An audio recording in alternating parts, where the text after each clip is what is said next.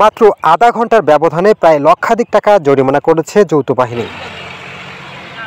শনিবার বিকেল ৩টায় লালমনিরহাটের মিশন মোড় চত্বরে বাংলাদেশ সেনাবাহিনী এবং পুলিশের যৌথ অভিযানে ১৬টি মোটরসাইকেলের বিপরীতে ৬২,৫০০ টাকা জরিমানা করা হয়। যেসব মোটরসাইকেলের বৈধ কাগজপত্র নাই, যেসব আরোহীর মাথায় হেলমেট ছিল না, মূলত তাদের নামে এসব জরিমানা করা হয়।